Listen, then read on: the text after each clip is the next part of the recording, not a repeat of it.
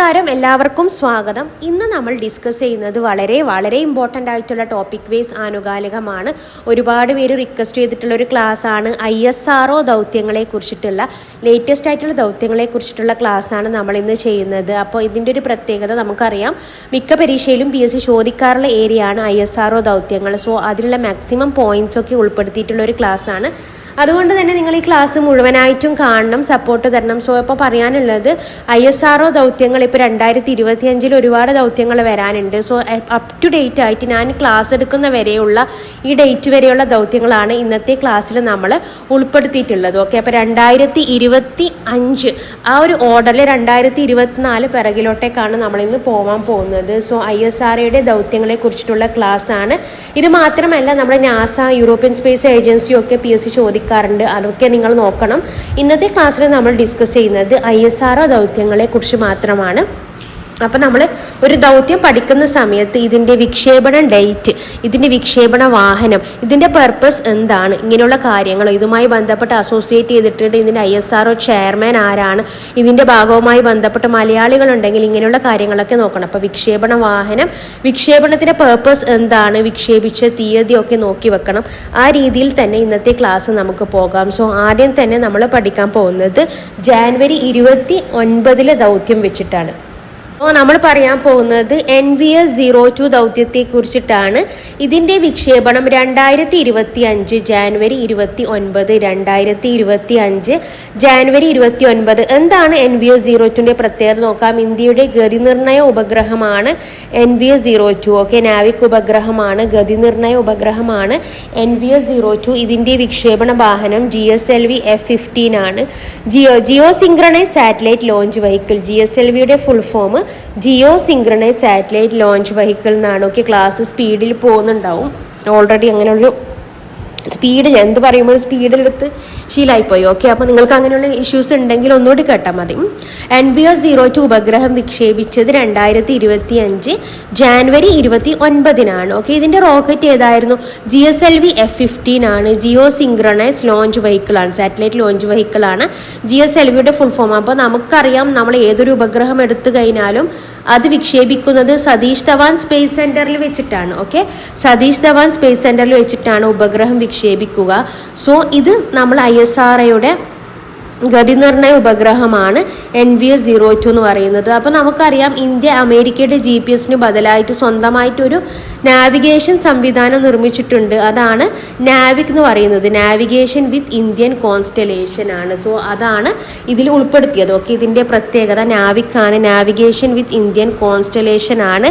ഇനി ഈ ഒരു ഉപഗ്രഹത്തിന് മറ്റൊരു പ്രത്യേകത കൂടി ഉണ്ട്. അഹമ്മദാബാദിലെ സ്പേസ് ആപ്ലിക്കേഷൻ സെൻറ്റർ വികസിപ്പിച്ചെടുത്ത റുബീഡിയം ക്ലോക്ക് ഇതിൽ ഉപയോഗിക്കുന്നുണ്ട്. ഓക്കെ, റുബീഡിയം ക്ലോക്ക് ഇതിൽ ഉപയോഗിക്കുന്നുണ്ട്. അതും കൂടി നിങ്ങൾ ഓർത്ത് വെക്കുക. സോ ഇതിൻ്റെ ഡേറ്റ് ഓർത്ത് വെക്കുക. 2025 ജാനുവരി 29 ഈ സമയത്ത് ISROയുടെ ചെയർമാൻ V നാരായണൻ ആയിരുന്നു. ISROയുടെ ചെയർമാനായി V നാരായണൻ ചുമതലയേറ്റ സമയത്തുള്ള വിക്ഷേപണമായിരുന്നു 100 സെഞ്ചുറി വിക്ഷേപണം. സോ അങ്ങനെ ഒരു പ്രത്യേകത കൂടി. V നാരായണൻ ISROയുടെ ചെയർമാനായിട്ട് കയറിയപ്പോൾ ഉള്ള വിക്ഷേപണം തന്നെ സെഞ്ചുറി വിക്ഷേപണമായിരുന്നു. ഓക്കെ, അപ്പോൾ NVS-02 സെഞ്ചുറി വിക്ഷേപണത്തെക്കുറിച്ച് ഞാൻ പറഞ്ഞിട്ടില്ല.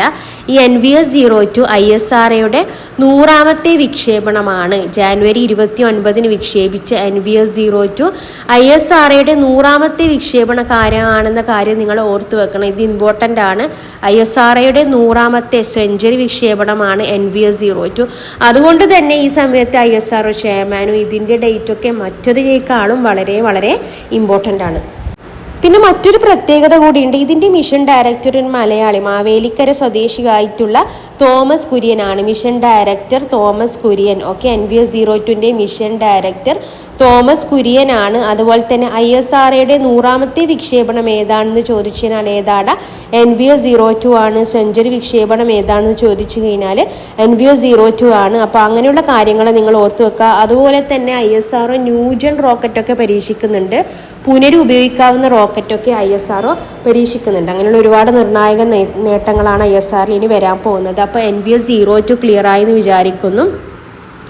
ഇന്ത്യയുടെ നാവിക്കാണ് ഇതിൽ ഉപയോഗിച്ചിട്ടുള്ളത്. ഓക്കെ, അങ്ങനെയാണ് നമുക്ക് അടുത്ത വിക്ഷേപണത്തിലേക്ക് പോകാം. നിങ്ങൾ ISROയുടെ സൈറ്റ് എടുത്തു കഴിഞ്ഞാൽ ഓരോ വിക്ഷേപണവും അതിൻ്റെ ഡേറ്റും അതിനുമായി ബന്ധപ്പെട്ട കാര്യങ്ങളും ഇങ്ങനെ ഓർഡറിൽ നിങ്ങൾക്ക് കാണാൻ പറ്റും.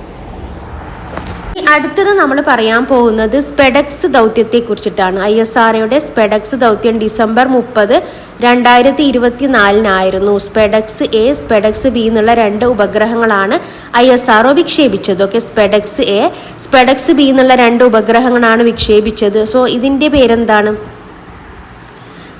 ഇതിൻ്റെ പ്രത്യേകത എന്ന് വെച്ച് കഴിഞ്ഞാൽ ISRO ലക്ഷ്യമിടുന്നത് ഈ 2 ഉപഗ്രഹങ്ങളെ വിക്ഷേപിച്ച് ഇതിനെ ബഹിരാകാശത്ത് വെച്ച് കൂട്ടിച്ചേർത്ത് വീണ്ടും അതിനെ വേർപെടുത്തുക. ഇതൊരുപാട് നമ്മൾ മുന്നോട്ടുള്ള ലക്ഷ്യത്തിന് വേണ്ടിയിട്ടുള്ള സഹായകമായിട്ടുള്ള സംഭവമാണ്. സോ അതിന് വേണ്ടിയിട്ടാണ് സ്പെഡക്സ് ദൗത്യം. അപ്പോൾ നമ്മൾ സ്പെഡക്സ് ദൗത്യത്തെക്കുറിച്ച് ഡീറ്റെയിൽ ആയിട്ട് പഠിക്കാനുണ്ട്.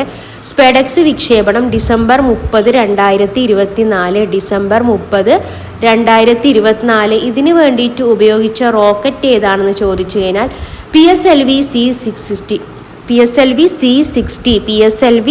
C60 polar satellite launch vehicle എന്നാണ് PSLVയുടെ ഫുൾ ഫോം. ഒക്കെ, പോളാർ സാറ്റലൈറ്റ് ലോഞ്ച് വെഹിക്കിൾ. അങ്ങനെയാണെങ്കിൽ നമുക്ക് സ്പെഡക്സ് ദൗത്യത്തെ കുറിച്ച് നോക്കാം. ഈ സ്പെഡക്സ് ദൗത്യത്തിൽ നമ്മൾ പറഞ്ഞു സ്പെഡക്സ് 1, സ്പെഡക്സ് 2 എന്നും കൂടി പറയുന്ന 2 ഉപഗ്രഹങ്ങൾ. മറ്റൊരു പേര് കൂടി നോക്കാം, SDX. ഓക്കെ, SDS-01 എന്നറിയപ്പെടുന്നു. ഓക്കെ, ഷോർട്ടായിട്ട് SDS-01 എന്നറിയപ്പെടുന്നത് chaser ഉപഗ്രഹമാണ്.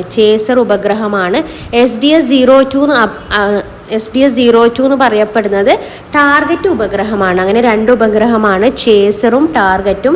SDS-01 chaser, SDS-02 target ഉപഗ്രഹമാണ്.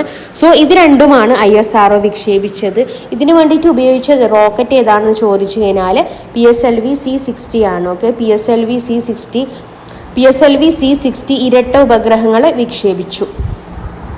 അപ്പം ഇത് 2024 ഡിസംബർ 30 വിക്ഷേപിച്ചത്. സോ ഇതിന് ISROയുടെ ഡോക്കിംഗ് പരീക്ഷണം എന്ന് കൂടി അറിയപ്പെടുന്നുണ്ട്. കാരണം ISRO ലക്ഷ്യമിടുന്നത് ഈ 2 ഉപഗ്രഹങ്ങളെ ഒരുമിച്ച് ബഹിരാകാശത്ത് വെച്ച് കൂട്ടിച്ചേർത്ത് വീണ്ടും വേർതിരിപ്പിക്കാനാണ്. ഓക്കെ, സോ ഇതിന് വേണ്ടിയിട്ടാണ് ഡോക്കിംഗ് പരീക്ഷണം എന്ന് പറയുന്നത്. സോ ഇതുമായി ബന്ധപ്പെട്ട് നമ്മൾ ഈ ഉപഗ്രഹം വിക്ഷേപിച്ച തിയറി പറഞ്ഞു. അങ്ങനെയാണെങ്കിൽ ഈ 2 ഉപഗ്രഹങ്ങൾ കൂട്ടിച്ചേർന്നത് ജാനുവരി 16, 2025 നമ്മൾ ചന്ദ്രയാനൊക്കെ പഠിക്കുമ്പം ചന്ദ്രയാൻ ദക്ഷിണ പേടകത്തിൽ എത്തിയത്, അതുപോലെ തന്നെ ലാൻഡ് ചെയ്തത്, അങ്ങനെയുള്ള നമ്മൾ കുറേ ഡേറ്റ് പഠിച്ചിട്ടില്ലേ?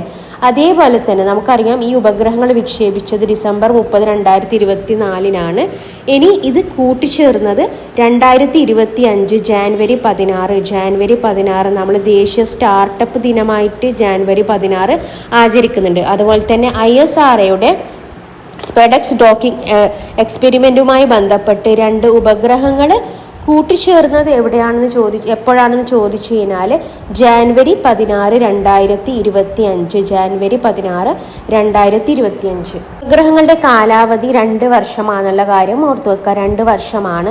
സോ നമ്മളിങ്ങനെ കൂട്ടിച്ചേർന്നത് സ്പേസ് ഡോക്കിംഗ് സാങ്കേതിക വിദ്യ എന്നും കൂടി പറയും. സോ അങ്ങനെയാണെങ്കിൽ ഇന്ത്യക്ക് ഇത് സക്സസ് ആയതോടുകൂടി ഈ സ്പേസ് ഡോക്കിംഗ് സാങ്കേതിക വിദ്യ സ്വന്തമാക്കുന്ന 4ാമത്തെ രാജ്യമായിട്ട് ഇന്ത്യ മാറി. അമേരിക്ക, റഷ്യ, ചൈന ഇങ്ങനെയുള്ള 3 രാജ്യത്തിന് ശേഷം സ്പേസ് ഡോക്കിംഗ് വിദ്യ സ്വന്തമാക്കുന്ന 4ാമത്തെ രാജ്യമായിട്ട് മാറിയത് നമ്മുടെ ഇന്ത്യയാണ്. ഇതിനു മുമ്പ് റഷ്യ, അമേരിക്ക, ചൈന ഈ 3 രാജ്യങ്ങളാണ്. സോ ഇതിന് ശേഷം സ്പേസ് ഡോക്കിംഗ് വിദ്യ സ്വന്തമാക്കുന്ന 4ാമത്തെ രാജ്യമായിട്ട് മാറിയത് ഇന്ത്യ. അപ്പം ഇതിൻ്റെ കൂടെ നിങ്ങൾ ഓർത്തു വെക്കേണ്ട കാര്യം എന്ന് വെച്ച് കഴിഞ്ഞാൽ സ്പെഡക്സ് വിക്ഷേപണ സമയത്തുള്ള ISRO ചെയർമാൻ എടുത്ത് ചോദിച്ചു കഴിഞ്ഞാൽ നമുക്കറിയാം ഇപ്പോഴത്തെ ചെയർമാൻ V. നാരായണനാണ്. സെഞ്ചുറി വിക്ഷേപണ സമയത്ത് V. നാരായണനാണ്. പക്ഷേ സ്പെഡക്സ് വിക്ഷേപണ സമയത്തുള്ള ISRO ചെയർമാൻ ആരാണെന്ന് ചോദിച്ചാൽ നമ്മുടെ S. സോമനാഥനാണ്. Okay, S. സോമനാഥനാണ്, മലയാളിയായിട്ടുള്ള S. സോമനാഥനാണ്. അതുപോലെ തന്നെ ഈ ഉപഗ്രഹങ്ങൾ നിർമ്മിച്ചത് UR Rao satellite centre and Ananth technologies ആണ്. ഓക്കെ, UR റാവു സാറ്റലൈറ്റ് സെൻറ്ററും അനന്ത് ടെക്നോളജീസും ISROയുടെ പിന്തുണയോടുകൂടി നിർമ്മിച്ച ഉപഗ്രഹമാണ് സ്പെഡക്സ് ഉപഗ്രഹങ്ങൾ. ഓക്കെ, സ്പെഡക്സ് ഉപഗ്രഹങ്ങൾ. ഇനി ഇതുമായി ബന്ധപ്പെട്ട് നിങ്ങൾ ഓർത്തു വെക്കേണ്ട മറ്റൊരു ഡേറ്റ് ആണ് മാർച്ച് 14. Okay, March 14, 2025. മാർച്ച് 14 അല്ല, മാർച്ച് 13, മാർച്ച് 13. മാർച്ച് 13 നമ്മളത് ജാനുവരി 16 പറഞ്ഞു. ഓക്കെ, അപ്പോൾ ഇത് മാർച്ച് 13, 2025 പ്രത്യേകത എന്താ? ഈ ഉപഗ്രഹങ്ങൾ നമ്മൾ ബഹിരാകാശത്ത് വെച്ച് ജാനുവരി 16 ഉപഗ്രഹങ്ങളെ കൂട്ടിയോജിപ്പിച്ച കാര്യം പറഞ്ഞായിരുന്നു. ആ ഉപഗ്രഹങ്ങളെ വേർതിരിച്ചത്. ഓക്കെ, വീണ്ടും വേർതിരിച്ചത്. ഡോക്കിംഗ് എന്ന് വെച്ച് കഴിഞ്ഞാൽ കൂട്ടിച്ചേർക്കലാണ്, ഡോക്കിംഗ് എന്ന് വെച്ച് കഴിഞ്ഞാൽ വേർതിരിക്കലാണ്. സോ ബഹിരാകാശത്ത് വെച്ച് കൂട്ടിച്ചേർത്ത സ്പെഡക്സ് ഉപഗ്രഹങ്ങളെ വേർപ്പെടുത്തിയത് ഡോക്കിംഗ് വഴി മാർച്ച് 13, 2025 മാർച്ച് 13, 2025 സോ നമ്മൾ ഓൾറെഡി പറഞ്ഞു US, റഷ്യ, ചൈന എന്നിവയ്ക്ക് ശേഷം ഈ നേട്ടം കൈവരിക്കുന്ന 4ാമത്തെ രാജ്യമായിട്ട് ഇന്ത്യ നേരത്തെ തന്നെ മാറിയിരുന്നു. അപ്പോൾ ഈ ഡീഡോക്കിംഗ് കൂടി സക്സസ് ആയപ്പോൾ ഡീഡോക്കിങ്ങും 4ാമത്തെ രാജ്യമായിട്ട് ഇന്ത്യ മാറി. ഓക്കെ, അപ്പോൾ നമ്മൾ ഇതുമായി ബന്ധപ്പെട്ട് സ്പെഡക്സ് ദൗത്യം എന്ന് വെച്ച് കഴിഞ്ഞാൽ സ്പെഡക്സ് ദൗത്യവുമായി ബന്ധപ്പെട്ട് ടാർഗറ്റ് ചേസർ എന്നുള്ള 2 ഉപഗ്രഹങ്ങളെ ഡിസംബർ 30 വിക്ഷേപിച്ചു. എന്നിട്ട് ജാനുവരി 16 കൂട്ടിച്ചേർത്തു. മാർച്ച് 13 ഇതിനെ വീണ്ടും വേർപ്പെടുത്തി. ഓക്കെ, അപ്പോൾ അതാണ് നമ്മളെ സ്പെഡക്സ് ദൗത്യവുമായി ബന്ധപ്പെട്ടുള്ള ഡോക്കിംഗ് എക്സ്പെരിമെൻ്റ് അല്ലെങ്കിൽ ഡോക്കിംഗ് എക്സ്പെരിമെൻ്റ് എന്നൊക്കെ പറഞ്ഞു കഴിഞ്ഞാൽ നിങ്ങൾക്ക് സംഭവം മനസ്സിലായെന്ന് വിചാരിക്കുന്നു. ആദ്യ ഉപഗ്രഹങ്ങളെ ബഹിരാകാശത്തേക്ക് ISRO അയച്ചു, ബഹിരാകാശത്ത് വെച്ച് കൂട്ടിച്ചേർത്തു, വീണ്ടും ബഹിരാകാശത്ത് വെച്ച് ഇവയെ വേർപ്പെടുത്തി. ഇതാണ് ISROയുടെ സ്പെഡക്സ് മിഷനിൽ നിങ്ങൾക്ക് പഠിക്കാനുള്ളത്. സോ സ്പെഡക്സ് മിഷനുമായി ബന്ധപ്പെട്ടുള്ള ഉപഗ്രഹം വിക്ഷേപണ വാഹനം PSLV C60. സ്പെഡക്സ് വിക്ഷേപിക്കുന്ന സമയത്ത് ISROയുടെ ചെയർമാന് നമ്മുടെ സോമനാഥനാണ്. പക്ഷെ ഈ വേർപ്പെടുത്തിയ സമയത്ത് വീണ്ടും ഈ ഡീഡോക്കിംഗ് നടത്തിയ സമയത്തുള്ള ISROയുടെ ചെയർമാൻ ഡോക്ടർ നാരായണനാണ്. ഓക്കെ, V നാരായണനാണ്. ഇനി അടുത്തത് നമ്മൾ പറയുന്നത് ഡിസംബർ 5, 2024 ISROയുടെ വിക്ഷേപണത്തെ കുറിച്ചിട്ടാണ്. പ്രോബ 3 എന്നുള്ള ഉപഗ്രഹമാണ്. ഡിസംബർ 5, 2024. ഓക്കെ, പ്രോബ 3 എന്നുള്ളൊരു ഉപഗ്രഹമാണ്. ഡിസംബർ 5 മണ്ണ് ദിനമല്ലേ, ഡിസംബർ 5 പ്രോബ 3 ഡിസംബർ 5 മണ്ണ് ദിനമാണ്. മണ്ണ് ദിനത്തിലാണ് പ്രോബ 3 വിക്ഷേപിച്ചത്. ഇതിന് വേണ്ടിയിട്ട് ഉപയോഗിച്ച റോക്കറ്റ് PSLV C59 ആണ്. നമ്മൾ നേരത്തെ 60 പറഞ്ഞിട്ടുണ്ടായിരുന്നു. ഇപ്പോൾ ഉപയോഗിച്ചത് PSLV C59 അല്ലേ. അങ്ങനെ കുറഞ്ഞ ഓർഡറിലല്ലേ പോവാ, 59 കഴിഞ്ഞ് 60 ആ ഓർഡറിലല്ലേ പോവാ. അപ്പോൾ PSLV C59 ആണ് പ്രോബ 3യുടെ വിക്ഷേപണ വാഹനം. എന്താണ് പ്രോബ 3യുടെ പ്രത്യേകത? ഇത് വിക്ഷേപിച്ചത് 2024 ഡിസംബർ 5 ഇതിൻ്റെ പ്രത്യേകത സൂര്യൻ്റെ കൊറോണയെക്കുറിച്ച് നമുക്കറിയാം. സൂര്യന് ഒരു അപ്പർ ലെയർ ഉണ്ട്, ഒരു ബാഹിർ ലെയർ ഉണ്ട്. സോ ആ ഒരു ലെയറിനെയാണ് കൊറോണ എന്ന് അറിയപ്പെടുന്നത്. സോ ഈ സൂര്യൻ്റെ കൊറോണയെക്കുറിച്ച് പഠിക്കാനായുള്ള യൂറോപ്യൻ സ്പേസ് ഏജൻസിയുടെ ദൗത്യമാണ് പ്രോബ 3. ഓക്കെ, യൂറോപ്യൻ സ്പേസ് ഏജൻസിയുടെ ദൗത്യമാണ് പ്രോബ 3. ഇതിന് വേണ്ടിയിട്ട് വിക്ഷേപണം ഒരുക്കിയത് നമ്മുടെ ISROയുടെയാണ്. അപ്പോൾ കൃത്രിമമായിട്ടുള്ള സൂര്യഗ്രഹണം സൃഷ്ടിച്ചിട്ടാണ് സൂര്യൻ്റെ കൊറോണയെക്കുറിച്ച് പഠിക്കുന്നത്. സോ ഇത് യൂറോപ്യൻ സ്പേസ് ഏജൻസിയുടേതാണ്. വിക്ഷേപിച്ചത് ISROയാണ്. പ്രോബ 3 എന്നുള്ള ഉപഗ്രഹത്തിന് വേണ്ടിയിട്ട് ഉപയോഗിച്ച ലോഞ്ച് വെഹിക്കിൾ PSLV C59. നമുക്കറിയാം ISRO വാണിജ്യ വിക്ഷേപണത്തിന് വേണ്ടിയിട്ട് ന്യൂ സ്പേസ് ഇന്ത്യ ലിമിറ്റഡ് ആരംഭിച്ചിട്ടുണ്ട്. ബാംഗ്ലൂരിൽ ന്യൂ സ്പേസ് ഇന്ത്യ ലിമിറ്റഡ് ആരംഭിച്ചിട്ടുണ്ട്. വാണിജ്യ വിക്ഷേപണം എന്ന് വെച്ച് കഴിഞ്ഞാൽ എന്താ? വാണിജ്യ വിക്ഷേപണം എന്ന് വെച്ച് കഴിഞ്ഞാൽ മറ്റ് രാജ്യങ്ങളുടെ ഉപഗ്രഹങ്ങൾ അവരിൽ നിന്നും പണം വാങ്ങി വിക്ഷേപിക്കുന്നതാണ് ISROയുടെ വാണിജ്യ വിക്ഷേപണം. ഓക്കെ, ISROയ്ക്ക് വേണ്ടിയിട്ട് പണം സമ്പാദിക്കുന്ന ഒരു ഇതുകൂടിയാണ് വാണിജ്യ വിക്ഷേപണം എന്ന് പറയുന്നത്. സോ മറ്റുള്ള രാജ്യങ്ങളുടെ ഉപഗ്രഹങ്ങൾ പണം വാങ്ങി വിക്ഷേപിക്കുന്നതാണ് വാണിജ്യ വിക്ഷേപണം. അതിനു വേണ്ടിയിട്ട് ISRO new space India limited ആരംഭിച്ചിരുന്നു, ബാംഗ്ലൂർ ആസ്ഥാനമാക്കി. സോ ഈ ISROയുടെ വാണിജ്യ വിഭാഗമായിട്ടുള്ള ന്യൂ സ്പേസ് ഇന്ത്യ ലിമിറ്റഡിൻ്റെ വാണിജ്യ വിക്ഷേപണമാണ് ഈ പ്രോബ 3 എന്ന് പറയുന്നത്. ഓക്കെ, അതുപോലെ തന്നെ നമ്മൾ മുമ്പ് ആമസോണിയ എന്നുള്ളൊരു സാറ്റലൈറ്റ് പഠിച്ചിരുന്നു ബ്രസീലിൻ്റെ. അതും ഇതുപോലെ തന്നെ ഒരു വാണിജ്യ വിക്ഷേപണമായിരുന്നു. സോ പ്രോബ 3 എന്ന് പറയുന്നത് യൂറോപ്യൻ സ്പേസ് ഏജൻസിയുടേതാണ്. ഇതിനു വേണ്ടിയിട്ട് new space India limited ISRO ആണ് വിക്ഷേപണം നടത്തിയത്. പ്രോബ 3യുടെ mission director doctor M Jayakumar ആണ്. ഓക്കെ, ഡോക്ടർ M ജയകുമാർ ആണ്. നമ്മൾ പറഞ്ഞു ഡേറ്റ് ഡിസംബർ 25, 2024 സൂര്യൻ്റെ കൊറോണയെക്കുറിച്ച്, സൂര്യൻ്റെ ബാഹ്യ അന്തരീക്ഷമാണ് കൊറോണ, അതിനെക്കുറിച്ച് കൃത്രിമമായിട്ടുള്ള സൂര്യഗ്രഹണം സൃഷ്ടിച്ചിട്ടാണ് പഠിക്കുന്നത്. ഓക്കെ, അപ്പോൾ പ്രോബ 3യുമായി ബന്ധപ്പെട്ട് ഈ ഒരു കാര്യങ്ങൾ ഓർത്തു വെക്കുക. ഓക്കെ, അടുത്തതായിട്ട് നമ്മൾ പറയാൻ പോകുന്നത് നവംബർ 19, 2024 ISROയുടെ വിക്ഷേപണമാണ് GSAT-N2. November 19, 2024 GSAT-N2. ഓക്കെ, GSAT-N2ന് വേണ്ടിയിട്ട് ഉപയോഗിച്ചത് ഫാൽക്കൺ 9 എന്നുള്ള റോക്കറ്റാണ്. ഫാൽക്കൺ 9 എന്നുള്ള റോക്കറ്റാണ്. ഇതുമായി ബന്ധപ്പെട്ട കൂടുതൽ കാര്യങ്ങൾ നമുക്ക് പറയാം. GSAT-N2 November 19, 2024 ISROയുടെ വിക്ഷേപണമായിരുന്നു GSAT-N2. GSAT-N2ൻ്റെ മറ്റൊരു പേര് GSAT-20 ആണ്. അപ്പോൾ നിങ്ങൾ ഈ GSAT-20 എന്നൊക്കെ കേട്ട് കഴിഞ്ഞാൽ ഇത് വേറെയാണെന്ന് വിചാരിക്കണ്ട. GSAT-20 അല്ലെങ്കിൽ GSAT-N2. അപ്പോൾ ഇന്ത്യയുടെ ഏറ്റവും പുതിയ വാർത്താവിനിമയ ഉപഗ്രഹമാണ് GSAT-20. ഓക്കെ, വാർത്താവിനിമയ ഉപഗ്രഹമാണ്. സോ കരയിലും കടലിലും ആകാശത്തും ഇൻ്റർനെറ്റ് എന്നായിരുന്നു ലക്ഷ്യം. GSAT-20 അല്ലെങ്കിൽ GSAT-N2 വിക്ഷേപിച്ചത് ഫാൽക്കൺ 9 റോക്കറ്റാണ്. എന്താണ് ഈ ഫാൽക്കൺ 9 റോക്കറ്റ്? നമുക്കറിയാം ഫാൽക്കൺ 9 റോക്കറ്റ് എന്ന് വെച്ച് കഴിഞ്ഞാൽ ഇന്ത്യയുടെ റോക്കറ്റ് അല്ല അല്ലേ, ആരുടേതാണ്? മസ്കിൻ്റെ റോക്കറ്റാണ്. ഓക്കെ, എലോൺ മസ്കിൻ്റെ ഉടമസ്ഥയിലുള്ളതാണ്. സോ ഇതിൻ്റെ പ്രത്യേകത ഇന്ത്യയിലെ ഉൾപ്രദേശങ്ങളിലും ആകാശ പരിധികളിലൊക്കെ ഇൻ്റർനെറ്റ് ലഭ്യമാക്കാൻ വേണ്ടിയിട്ടാണ് GSAT-20 അല്ലെങ്കിൽ GSAT-N2 വിക്ഷേപിച്ചത്. സോ ഇത് നിർമ്മിച്ചത് ISROയുടെ ന്യൂ സ്പേസ് ഇന്ത്യ ലിമിറ്റഡ് ആണ്. ഇന്ത്യയുടെ വാണിജ്യ വിഭാഗമാണ്, ISROയുടെ വാണിജ്യ വിഭാഗമാണ് ന്യൂ സ്പേസ് ഇന്ത്യ ലിമിറ്റഡ്. പക്ഷേ ഇതിന് വേണ്ടിയിട്ട് നമ്മൾ സ്പേസ് എക്സിൻ്റെ ഫാൽക്കൺ 9 റോക്കറ്റാണ് ഉപയോഗിച്ചത്. സ്പേസ് എക്സ് എന്ന് പറയുന്നത് എലോൺ മസ്കിൻ്റെ ഉടമസ്ഥയിലുള്ളതാണ്. സോ ഫാൽക്കൺ 9 റോക്കറ്റ് എന്ന് വെച്ച് കഴിഞ്ഞാൽ ഹെവി ആയിട്ടുള്ള ഒരു റോക്കറ്റാണ്. ഓക്കെ, അതുകൊണ്ട് തന്നെ ഇത് Cape Canaveral space station, USA Cape Canaveral space സ്റ്റേഷനിൽ വെച്ചിട്ടാണ് വിക്ഷേപിച്ചത്. കേപ്പ് കനാവർ സ്പേസ് സ്റ്റേഷനിൽ വെച്ചിട്ടാണ് ഫാൽക്കൺ 9 റോക്കറ്റിലാണ് ഇന്ത്യ വിക്ഷേപിച്ചത് GSAT-20 അല്ലെങ്കിൽ GSAT-N2 എന്നുള്ള വിക്ഷേപണം 19 നവംബർ 2024. സോ USA ഫ്ലോറിഡയിലുള്ള കേപ്പ് കനാവർ വിക്ഷേപണ സെൻറ്ററിൽ വെച്ചിട്ടാണ് വിക്ഷേപിച്ചത്. മസ്കിൻ്റെ ഉടമസ്ഥയിലാണ് എന്തുള്ളത്? സ്പേസ് എക്സും. എലോൺ മസ്കിൻ്റെയാണ് സ്പേസ് എക്സ്. അതിൻ്റെ റോക്കറ്റാണ് ഫാൽക്കൺ 9 റോക്കറ്റ്. ഓക്കെ, അതിവേഗ ഇൻ്റർനെറ്റ് ലഭ്യമാക്കാൻ വേണ്ടിയിട്ടുള്ള ഇന്ത്യയുടെ വാർത്താവിനിമയ ഉപഗ്രഹമാണ് GSAT-20. ഓക്കെ, അപ്പോൾ അത് ഓർത്ത് വെക്കുക. റോക്കറ്റ് നമ്മുടെ USA തന്നെ നിങ്ങൾക്കത് കൺഫ്യൂഷൻ ഇല്ലാതെ ഓർക്കാൻ പറ്റും. ഓഗസ്റ്റ് 16 സ്വാതന്ത്ര്യത്തിൻ്റെ പിറ്റേന്ന് ഓഗസ്റ്റ് 16 ISRO EOS-08 എന്നുള്ള ഒരു ഉപഗ്രഹം വിക്ഷേപിച്ചിട്ടുണ്ടായിരുന്നു.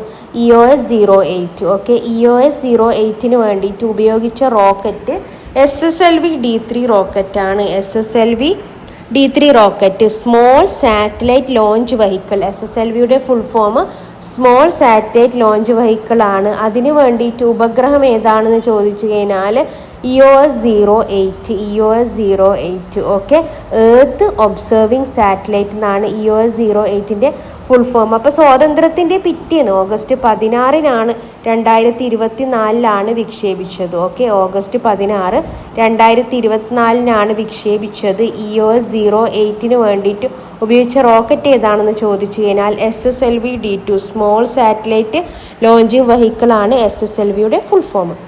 നമ്മൾ പറഞ്ഞു EOSൻ്റെ full form earth observing satellite ആണ്. അങ്ങനെയാണെങ്കിൽ ഭൗമ നിരീക്ഷണ ഉപഗ്രഹം എന്ന് പറയും. ഓക്കെ, ചെറിയ ഉപഗ്രഹങ്ങളെ വിക്ഷേപിക്കാൻ വേണ്ടിയിട്ടാണ് പൊതുവെ SSLV എന്നുള്ള റോക്കറ്റ് ഉപയോഗിക്കുന്നത്. സ്മോൾ സാറ്റലൈറ്റ് ലോഞ്ച് വെഹിക്കിൾ എന്നല്ല അതിൻ്റെ ഫുൾ ഫോം. സോ ചെറിയ ഉപഗ്രഹങ്ങളെ ബഹിരാകാശത്ത് എത്തിക്കാൻ വേണ്ടിയിട്ടാണ്. സോ ഇതിൻ്റെ പ്രത്യേകത ഇതൊരു ഭൗമനിരീക്ഷണ ഉപഗ്രഹമാണ് SSLV-D3 എത്തിച്ചത്. ഓക്കെ, ഭൗമനിരീക്ഷണ ഉപഗ്രഹം. ഈ SSLV എന്നുള്ള റോക്കറ്റിൻ്റെ മൂന്നാമത്തെ വിക്ഷേപണമായിരുന്നു EOS-03. Okay, earth observing satellite ആണ്. EOS-03 അല്ല, EOS-08 ആണ്. ഓക്കെ, EOS-08 ആണ്. അതിനു വേണ്ടിയിട്ട് ഉപയോഗിച്ച റോക്കറ്റ് SSLV-D3 എന്നുള്ള കാര്യമാണ്. അപ്പോൾ ഇതിൻ്റെ പെലോഡുകളൊക്കെ ഉണ്ട്. 3 പെലോഡാണുള്ളത്. അതൊന്നും നമ്മൾ ഡീറ്റെയിൽ ആയിട്ട് നോക്കുന്നില്ല. നമ്മൾ ചന്ദ്രയാനും ആദിത്യയുടെയും പെലോഡുകൾ കൂടുതൽ ഇമ്പോർട്ടൻ്റ് കൊടുത്ത് നോക്കുക. ഓക്കെ, അപ്പോൾ EOS-08 ഓഗസ്റ്റ് 16 2024 SSLV-D3 എന്നുള്ള ഉപഗ്രഹത്തെ ലോഞ്ച് വെഹിക്കിൾ വെച്ചിട്ടാണ് വിക്ഷേപിച്ചതെന്നുള്ള കാര്യം നിങ്ങൾ ഓർക്കുക. ഇനി അതിനും പിറകോട്ട് നമ്മൾ പോകുന്നത് അടുത്തത് ഫെബ്രുവരി 17 2024 വിക്ഷേപണമാണ്.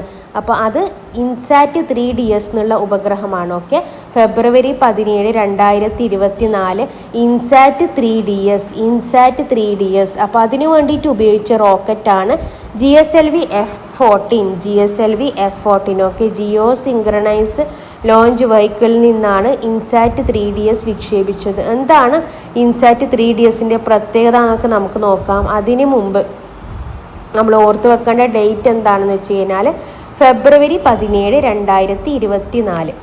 ഇൻസാറ്റ് 3DS എന്ന് വെച്ച് കഴിഞ്ഞാൽ കാലാവസ്ഥ നിരീക്ഷണ ഉപഗ്രഹമാണ്. ഓക്കെ, ഇൻസാറ്റ് 3DS എന്ന് വെച്ച് കഴിഞ്ഞാൽ കാലാവസ്ഥ നിരീക്ഷണ ഉപഗ്രഹമാണ്. GSLV F14 വിക്ഷേപിച്ചത്. ഇതിന് മറ്റൊരു പേരുണ്ട്. GSLV F14 അറിയപ്പെടുന്ന മറ്റൊരു പേര്, അല്ലെങ്കിൽ ഇന്ത്യയുടെ ജിയോ സിങ്ക്രണൈസ് ലോഞ്ച് വെഹിക്കിൾ അല്ലെങ്കിൽ GSLV അറിയപ്പെടുന്ന മറ്റൊരു പേരാണ് naughty boy. Okay, naughty boy എന്നറിയപ്പെടുന്നത് GSLV ആണ്. സോ ഇതിൻ്റെ പ്രത്യേകത ഇന്ത്യയുടെ കാലാവസ്ഥ നിരീക്ഷണ ഉപഗ്രഹമാണ്. ഇൻസാറ്റ് 3DS എന്ന് വെച്ച് കഴിഞ്ഞാൽ ഫെബ്രുവരി 17 വിക്ഷേപിച്ചത്. കാലാവസ്ഥ നിരീക്ഷണ ഉപഗ്രഹമാണ്,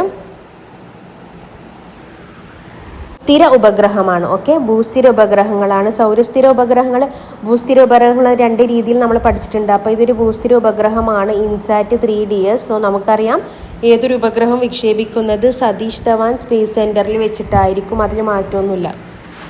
അപ്പോൾ അതിൻ്റെ ഡേറ്റ് ഓർത്ത് വെച്ച് അതിൻ്റെ വിക്ഷേപണ വാഹനം ഏതാണെന്ന് ഓർത്ത് വെക്കുക. അതുപോലെ തന്നെ ഇൻസാറ്റ് 3DSുമായി ബന്ധപ്പെട്ട് അതിൻ്റെ പേർപ്പസ് എന്താണെന്നുള്ള കാര്യം, മറ്റൊരു പേര് നോട്ടി ബോയ് എന്നുള്ള കാര്യം, GSLVയുടെ മറ്റൊരു പേര് നോട്ടി ബോയ് ആണ്. ഇതൊക്കെ ഓർത്ത് വെക്കുക. ഓക്കെ, അങ്ങനെയാണെങ്കിൽ നമുക്ക് ജാനുവരി 1 2024 വിക്ഷേപണത്തിലേക്ക് പോകാം. ജാനുവരി 1 2024 ISRO എന്ത് വിക്ഷേപിച്ചത്?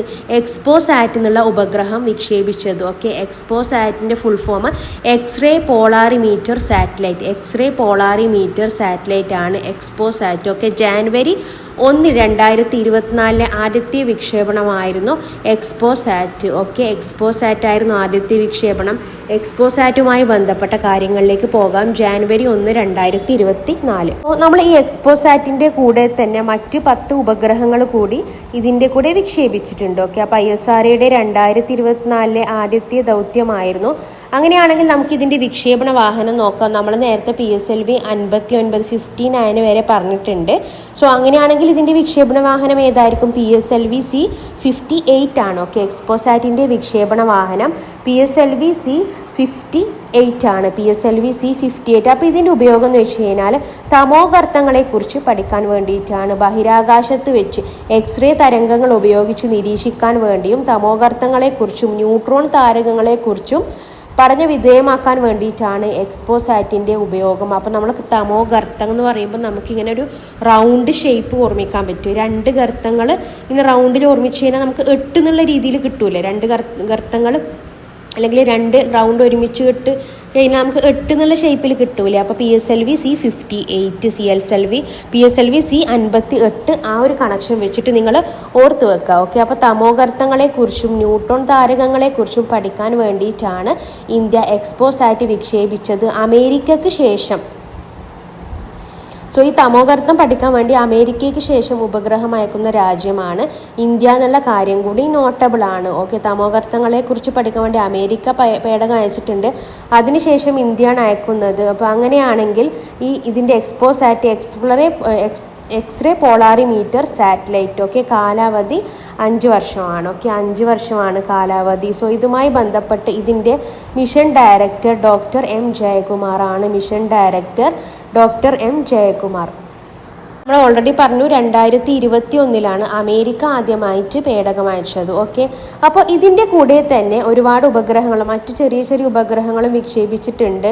സോ ഇതുമായി ബന്ധപ്പെട്ട് നിങ്ങൾ വിസാറ്റ് എന്നുള്ള ഉപഗ്രഹം കൂടി ഓർത്തു വെക്കുക. എക്സ്പോസാറ്റിൻ്റെ കൂടെ വിക്ഷേപിച്ചതാണ് വിസാറ്റ് എന്നുള്ള ഉപഗ്രഹം. വിസാറ്റിൻ്റെ പ്രത്യേകത എന്താ? തിരുവനന്തപുരം LBS വനിതാ കോളേജിലെ വിദ്യാർത്ഥിനികൾ നിർമ്മിച്ച ഉപഗ്രഹമാണ് വിസാറ്റ് ഉപഗ്രഹം. ഓക്കെ, വിസാറ്റ് ഉപഗ്രഹവും വിക്ഷേപണവും എക്സ്പ്രസാറ്റിൻ്റെ കൂടെ വിക്ഷേപിച്ചിട്ടുണ്ട്. തിരുവനന്തപുരത്തെ LBS വനിതാ എഞ്ചിനീയറിംഗ് കോളേജ് വിദ്യാർത്ഥിനികൾ വികസിപ്പിച്ചെടുത്ത സാറ്റലൈറ്റ് ഏതാണെന്ന് ചോദിച്ചു കഴിഞ്ഞാൽ വിസാറ്റ്. ഓക്കെ, അപ്പോൾ ഇതിൻ്റെ പ്രത്യേകത പൂർണ്ണമായിട്ടും വനിതകൾ ചേർന്ന് വികസിപ്പിച്ചെടുത്ത ഉപഗ്രഹമാണ് വിസാറ്റ്. ഓക്കെ, അപ്പോൾ വിസാറ്റും ഇതിൻ്റെ കൂടെ വിക്ഷേപിച്ചത് കൊണ്ട് തന്നെ അതും ഓർത്ത് വെക്കണം. ആ ഒരു രീതിയിലും ക്വസ്റ്റ്യൻ വരാം. അപ്പോൾ എക്സ്പോസാറ്റിൻ്റെ കൂടെ വിസാറ്റ് കൂടി വിക്ഷേപിച്ചു. തിരുവനന്തപുരം LBS കോളേജിലെ വിദ്യാർത്ഥിനികൾ വനിതകളാണ് വിക്ഷേപിച്ചത്. രാജ്യത്തെ ആദ്യത്തെ ഉപഗ്രഹം വനിതകൾ മാത്രമായിട്ട് വനിതകളുടെ നേതൃത്വത്തിൽ രൂപകൽപ്പന ചെയ്ത രാജ്യത്തെ ആദ്യത്തെ ഉപഗ്രഹമാണ് വിസാറ്റ്. എക്സ്പോസാറ്റ് ഒക്കെയാണെന്ന് കരുതുന്നു. ജാനുവരി 1 വിക്ഷേപിച്ചത്. ഇതിൻ്റെ കാലാവധി 5 വർഷമാണ്. എക്സ്റേ പോളാറിമീറ്റർ സാറ്റലൈറ്റ് ആണ്. PSLV C58 വിക്ഷേപണം. തമോഗർത്തങ്ങളെക്കുറിച്ച് പഠിക്കാനാണ്. തമോഗർത്തത്തിനെ കുറിച്ച് ഇന്ത്യയാണ് അമേരിക്കയ്ക്ക് ശേഷം 2ാമത്തെ രാജ്യമായിട്ട് മാറിയത്. 2021 അമേരിക്ക തമോഗർത്തങ്ങളെക്കുറിച്ച് പഠിക്കാൻ വേണ്ടി വിക്ഷേപിച്ചത്. 2024 ഇന്ത്യയും വിക്ഷേപിച്ചു തമോഗർത്തങ്ങളെക്കുറിച്ചും ന്യൂട്രോൺ നക്ഷത്രങ്ങളെക്കുറിച്ചും പഠിക്കാൻ വേണ്ടിയിട്ട്. ഓക്കെ, അപ്പോൾ ഇങ്ങനെയുള്ള കാര്യങ്ങൾ ഇതുമായി ബന്ധപ്പെട്ട് ഓർത്തിരിക്കാം. ഇപ്പോൾ 2024 വിക്ഷേപണം കഴിഞ്ഞ് 2023 നമ്മൾ ബാക്കോട്ടേക്ക് നോക്കുമ്പോൾ അതിലുള്ള 2 പ്രധാനപ്പെട്ടതാണ് ആദിത്യ L1 അതുപോലെ തന്നെ ചന്ദ്രയാൻ 3. ആദിത്യ L1 ചന്ദ്രയാൻ 3. സോ ഇതിൻ്റെ വോയിസ് ക്ലാസ്സൊക്കെ നമ്മൾ ഓൾറെഡി ചാനലിട്ടതാണ്. Okay, Aditya L1 September 2, 2023 Chandrayaan 3 ആണെങ്കിൽ July 14, 2023. Okay, September 2, 2023 Aditya L1 July 14, 2023 Chandrayaan 3. അതിൻ്റെ അപ്ഡേറ്റ്സ് ഒക്കെ നമ്മൾ കൂടുതലായിട്ടും ഓക്കെ ആദിത്യ L1 എപ്പോഴാണ് എത്തിച്ചേർന്നത്, ചന്ദ്രയാൻ 3 എപ്പോഴാണ് എത്തിച്ചേർന്നത്, ഇങ്ങനെയുള്ള കാര്യങ്ങളൊക്കെ നമ്മൾ മുന്നേയുള്ള എക്സാമിനൊക്കെ പഠിച്ചതാണ്. അതുകൊണ്ട് തന്നെ ആ കാര്യങ്ങൾ ഇവിടെ ഡീറ്റെയിൽ ആയിട്ട് പറയുന്നില്ല. അപ്പോൾ നിങ്ങൾ ഇതിൽ നോക്കേണ്ട ഒരു കാര്യം എന്ന് വെച്ച് കഴിഞ്ഞാൽ നമ്മളിപ്പോൾ സ്പെഡക്സ് ദൗത്യം വെച്ച് NVS-02 ദൗത്യങ്ങൾ, പ്രോബ 3 എന്നുള്ള ദൗത്യങ്ങൾ, GSAT N2, EO-08, INSAT 3DS, XPoSat 2024 മുതൽ ഇങ്ങോട്ട് പഠിച്ചത്. ഓക്കെ, ഇതിൻ്റെ കൂടെ തന്നെ ഇമ്പോർട്ടൻ്റ് ആയിട്ട് ഓർക്കാനുള്ള മറ്റൊരു കാര്യം കൂടിയുണ്ട്. അതിലേക്കാണ് അടുത്തതായിട്ട് നമ്മൾ പോകുന്നത്. അത് നമ്മൾ പഠിക്കാൻ പോകുന്നത് ISROയുടെ റോബോട്ടിക് ആം പ്രവർത്തനക്ഷമമായി എന്നുള്ളൊരു ന്യൂസ് ഉണ്ടായിരുന്നു. സോ ISRO റോബോട്ടിക് ആം ബഹിരാകാശത്ത് വിക്ഷേപിച്ചിട്ടുണ്ടായിരുന്നു. സോ ഇതിൻ്റെ പ്രത്യേകത നമ്മൾ സ്പെഡക്സ് ദൗത്യവുമായി ബന്ധപ്പെട്ട് PSLV റോക്കറ്റ് പറഞ്ഞിരുന്നു. ഓക്കെ, PSLV റോക്കറ്റ് പറഞ്ഞിരുന്നു. സോ ഈ സ്പെഡക്സ് പരീക്ഷണത്തിന് ശേഷം ഈ ബാക്കി വന്ന PSLV റോക്കറ്റിൻ്റെ മുകൾ ഭാഗം ബാക്കി വന്ന PSLV റോക്കറ്റിൻ്റെ മുകൾ ഭാഗം ഉപയോഗിച്ചിട്ടാണ് ഈ മുകൾ ഭാഗത്താണ് യന്ത്രക്കൈ ഘടിപ്പിച്ചത്. ഓക്കെ, അതായത് നമ്മൾ ഈ റോബോട്ടിൻ്റെ നമ്മൾ ഈ വിക്ഷേപണ വാഹനത്തിൻ്റെ 4ാമത്തെ ഘട്ടം എന്നും കൂടി പറയും. ഓക്കെ, 4ാമത്തെ ഘട്ടം, അതായത് നമ്മൾ ഈ വിക്ഷേപണ വാഹനം സ്പെഡക്സ് ദൗത്യത്തിന് വേണ്ടി PSLV ഉപയോഗിച്ചു, PSLV C60 ഉപയോഗിച്ചു. അതിനുശേഷം അതിൻ്റെ 4ാമത്തെ ഘട്ടത്തിൽ വേണ്ടിയിട്ടാണ് നമ്മൾ ഈ യന്ത്രക്കൈ ഘടിപ്പിച്ചത്. ഓക്കെ, 4ാമത്തെ ഘട്ടത്തിൽ പൊതുവെ ഇത് കുറവാണ്, നമ്മൾ അങ്ങനെ യൂസ് ചെയ്യാറില്ല, നമ്മളൊരു 4ാമത്തെ ഘട്ടമൊന്നും അങ്ങനെ യൂസ് ചെയ്യാറില്ല. സോ ഇവിടെ ISRO ആ പരീക്ഷണം കൂടി നടത്തി 4ാമത്തെ ഘട്ടത്തിൽ യന്ത്രക്കൈ ഘടിപ്പിച്ചു. ഈ റോബോട്ടിക് ആമാണ് ബഹിരാകാശത്ത് നിലയത്ത് സ്ഥാപിച്ചത്. സോ ഇതിൻ്റെ പ്രത്യേകത എന്താണ്, ഇത് പ്രവർത്തിക്കാൻ തുടങ്ങി എന്നുള്ളൊരു ന്യൂസ് ഉണ്ടായിരുന്നു. ഓക്കെ, അപ്പോൾ റോബോട്ടിക് ആം എന്ന് വെച്ച് കഴിഞ്ഞാൽ റീലൊക്കേറ്റബിൾ റോബോട്ടിക് മാനിപ്പുലേറ്റർ ടെക്നോളജിയാണ്. Okay, relocatable robotic manipulator technology demonstrator RRMTD. Okay, ഇതാണ് ഇതിൻ്റെ ടെക്നോളജി, RRMTD ടെക്നോളജിയാണ്. സോ ഈ ടെക്നോളജി പരീക്ഷണമാണ് ISRO വിജയകരമായിട്ട് പൂർത്തിയാക്കിയത്. സോ അങ്ങനെയാണെങ്കിൽ ഈ യന്ത്രക്കൈയുടെ പ്രത്യേകത, ഈ യന്ത്രക്കൈ വെച്ചിട്ട് നമുക്ക് ബഹിരാകാശത്ത് വെച്ച് വസ്തുക്കൾ നീക്കം ചെയ്യാനും അതുപോലെ തന്നെ പിടിക്കാനൊക്കെ സംവിധാനമാണ് ഈ RRMTD ടെക്നോളജി വെച്ചിട്ട്. ഓക്കെ, ഭാവിക്ക് വേണ്ടിയിട്ടാണ്, ഭാവിയിൽ കൂടുതൽ പരീക്ഷണങ്ങൾക്ക് വേണ്ടിയിട്ടാണ്. സോ നമ്മൾ PSLV 60യുമായി ബന്ധപ്പെട്ടിട്ടാണ് ഇത് വിക്ഷേപിച്ചത്. ഇതിൻ്റെ ആ ഒരു PSLV 60യുടെ 4ാമത്തെ ഘട്ടത്തിലാണ്. ഓക്കെ, ഇതിൻ്റെ ദൗത്യമൊക്കെ കഴിഞ്ഞ് 4ാമത്തെ ഘട്ടത്തിലാണ് ഇത് വിക്ഷേപിച്ചത്. സോ ഈ ഒരു റോബോട്ടിക് ആം പ്രവർത്തിക്കാൻ തുടങ്ങി എന്നുള്ള ഒരു ന്യൂസ് ഉണ്ടായിരുന്നു. അതുപോലെ തന്നെ ബഹിരാകാശത്ത് പയർവിത്ത് മുളപ്പിച്ചു ISRO എന്നുള്ളൊരു ന്യൂസും കൂടി ഉണ്ടായിരുന്നു. ആ കാര്യം കൂടി നമുക്ക് നോക്കാം.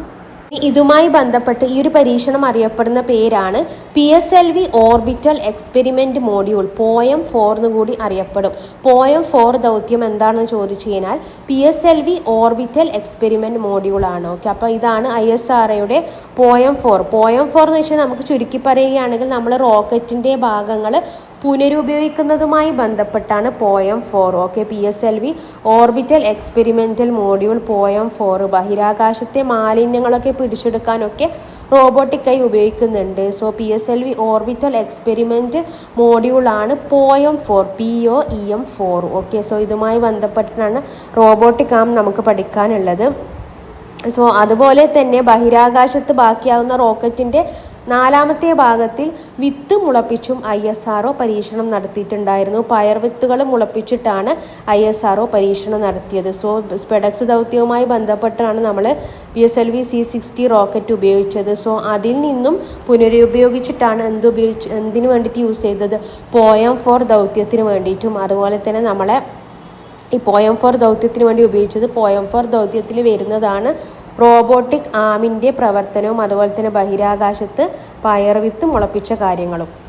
ഈ ബഹിരാകാശത്ത് വെച്ച് പയർവിത്ത് മുളപ്പിക്കാൻ വേണ്ടിയിട്ട് ഉപയോഗിച്ച ഉപഗ്രഹത്തിൻ്റെ പേരാണ് crops. Okay, crops CROPS compact research module four orbital plan studies. Compact research module four orbital plan studies. Compact research module four orbital plan studies ആണ് ക്രോപ്പിൻ്റെ ഫുൾ ഫോം. സോ ബഹിരാകാശത്ത് പയർവിത്ത് മുളപ്പിക്കാൻ വേണ്ടിയിട്ട് ISRO ഉപയോഗിച്ച ഉപഗ്രഹത്തിൻ്റെ പേരായിരുന്നു കേട്ടോ ക്രോപ്സ് എന്നുള്ളത്. അതിൻ്റെ ഫുൾ ഫോം കൂടി നിങ്ങൾ ഓർത്ത് വെക്കുക. Compact reserve module four orbital plan studies ആണ്.